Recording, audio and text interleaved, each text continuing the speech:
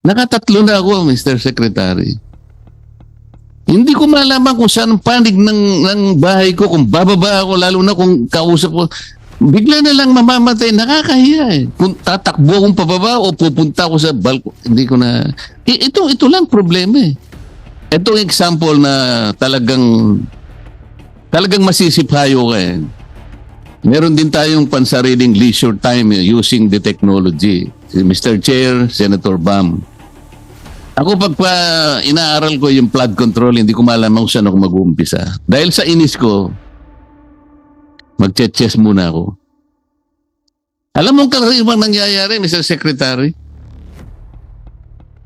Doon sa 10 nilaban ko sa chess, yung 9 natalo ako, alam mo kung bakit? Wala akong signal eh. Nandun na ako eh, mamamati ko na yung kalaban ko eh. Because nawala biglang signal ko, palagi ako natatalo.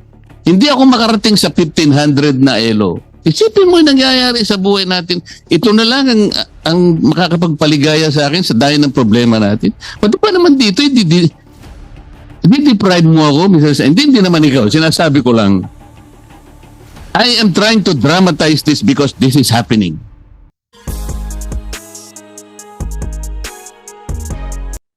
Sa bahay namin, hindi ko po maintindihan ba't talagang napakina ng signal. Dito sa may kainta kami, dito sa Philin Best. Alam mo siguro, di ba?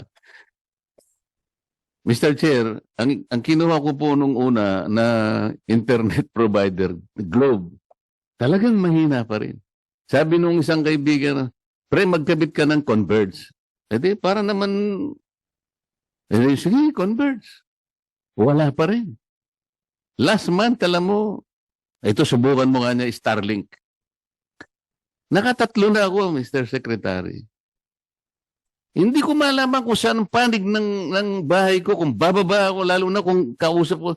Bigla na lang mamamatay, nakakahiya eh. Kung tatakbo akong pababa o pupunta ako sa balko, hindi ko na... Ito lang problema eh. Ito ang example na talagang masisiphayo ka eh. Meron din tayong pansariling leisure time using the technology. Si Mr. Chair, Senator Bam. Ako pagpa inaaral ko yung flood control, hindi ko malaman kung saan ako mag-uumpisa. Dahil sa inis ko, mag-chess muna ako. Alam mo kung karibang nangyayari, Mr. Secretary? Doon sa 10 nilaban ko sa chess, yung 9 natalo ako, alam mo kung bakit? Wala akong signal eh. Nandun na ako eh, mamamati ko na yung kalaban ko eh. Because nawala biglang signal ko, palagi ako natatalo. Hindi ako makarating sa 1500 na elo. Isipin mo yung nangyayari sa buhay natin. Ito na lang ang makakapagpaligaya sa akin sa dahil ng problema natin. Pati pa naman dito, deprive mo ako, Mr. Hindi naman ikaw. Sinasabi ko lang, I am trying to dramatize this because this is happening. Sir. Mr. Chair, yung pong signal, nako malapit po sa loob ko yan. Kasi wala pong araw na walang nagrereklamo sa akin na ang hina naman ng signal, napuputol ang signal. So, Mr. Chair, Your Honor, ito po yung ginawa natin. Nakipag-ugnayan po muna tayo sa mga telco. Kasi sila naman ang may prangkisa para gandahan yung signal po nila. Kasama ko po ang NTC po.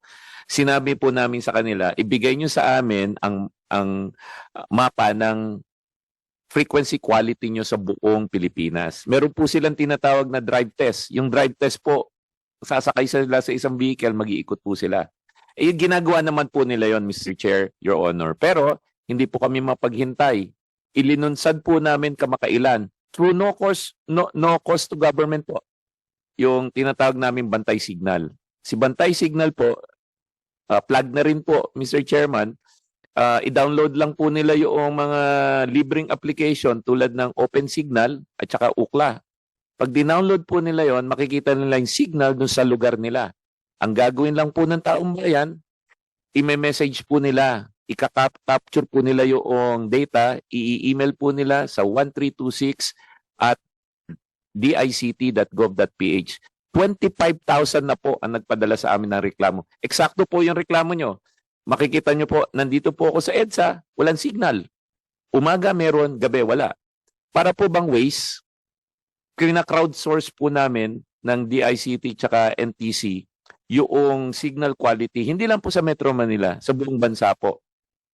Yan po ay tulong namin sa mga telco. Dahil gusto po nila talagang ayusin ang serbisyo nila. So, bago pa matapos yung drive test nila, binibigay na po namin yung resulta. At meron din po kaming website yan. Lahat po makikita yung signal quality. Again po, at no cost to taong bayan po yan. Mr. Chair, Your Honor, pwede nyo po also nagawin po yan. Hindi ko po alam yung specific na lokasyon ng bahay po, Mr. Chairman, ni Senator Dante. But may mga iba-ibang bagay po kasi na nagko-contribute sa hindi magandang signal. Tingin ko yung problema nyo doon sa cellphone, pwede po kasing noon pa namin sinasabi sa mga telco, kasama rin po namin. Hindi kaya yung NTC. cellphone ko may problema kasi matandang cellphone. Hindi na, nakakapaglaro kayo ng 9 out of 10. So, dapat po, may signal yan. Ang isa po sa pinagtutulungan namin is, i-retire na po ang 2G at 3G. Ang 2G at 3G po, nakakasira po sa data signal nyo yan. Makikita nyo po na sa 4G, 5G kayo, biglang bababa ng 3G, 2G. Wala na kayong data nun. Yun po yung problema. Nandun po kayo sa EDSA, nalilate kayo sa meeting, naka-zoom kayo, maganda yung signal, biglang may nadaanan kayo na wala. Ano dapat yung phone mo 3G? Dapat, ang lahat po ng telepono ngayon, 4G and up na, karamihan. Yung telepono nyo po, kung smartphone yan, 4G capable po yan. Pero yung signal po, na binibigay ng mga telco, 2G lang yun sa, kaya siguro Ha? ay, yun na po yung problema siguro, Mr. Chair. Hindi mo kagad sinabi. So, Mr. Chair, sana lang. Ha? Do we have applicable indicators to characterize or describe our country's position in relation to information and communication technology? Considering that, as you said, 48.8% is not really acceptable, considering that the power of information can be utilized by our entire people. It can move heavens and earth.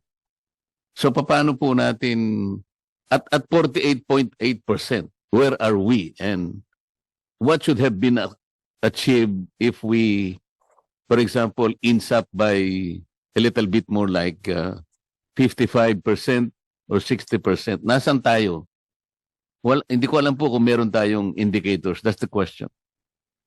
We have, Mr. Chair, Your Honor, we have an international ranking for digitization. I think we're in number 50, if somebody can correct me, 54 or 55 from a ranking of 1. But we've been going up, Mr.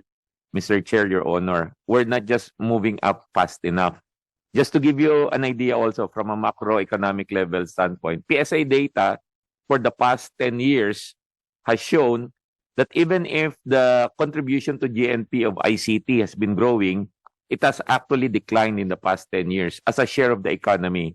In 2018, the share of economy of ICT is about 10.2%. Right now, the latest PSA data, the share of economy of ICT is only about I think the latest is 8.4%, 8.5%. So it's a continuous decline. Now, it's not that it's not growing. Nominally, it's growing, but the other sectors of the economy are growing faster than ICT, which is not acceptable. In other countries, Mr. Chair, Your Honor, we should be in the 15 to 18% of economy, because everybody in most countries right now are moving digital, or seem to be not growing as fast.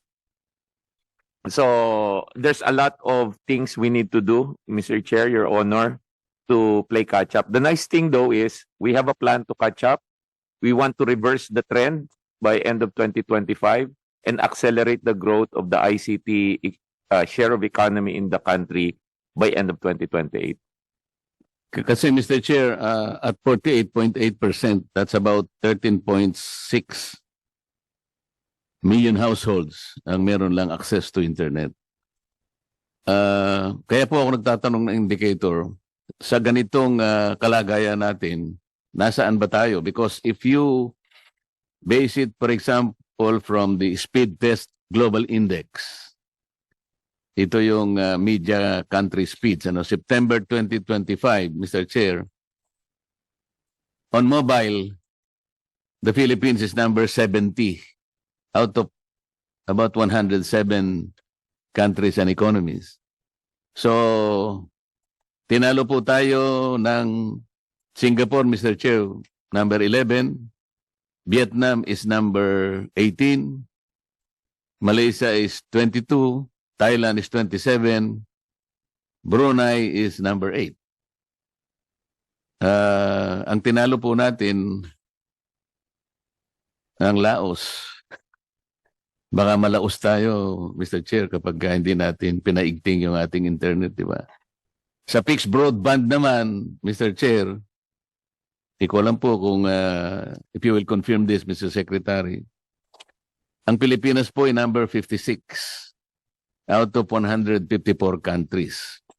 Ang Singapore nananatiling number 1, Thailand is number 10, Vietnam is 11, Malaysia is 39.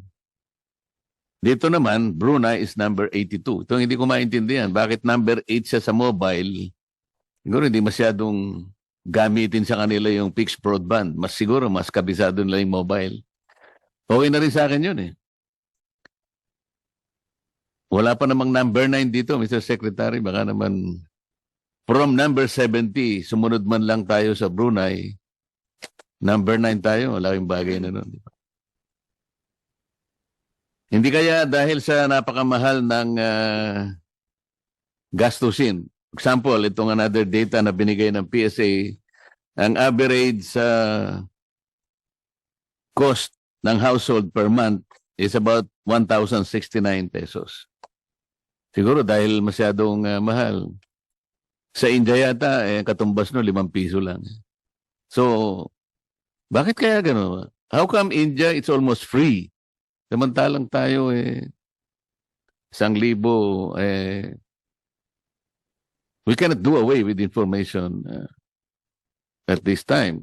Malaki po ang, sabi nga ninyo, can you imagine if you are able to empower our people? Sa 70% na lang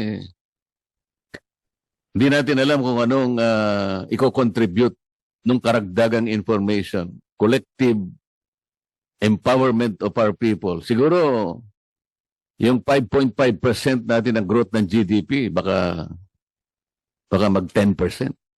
Because nasa 48.8%, less than one half. Baka yan ang answer to our dilemma here.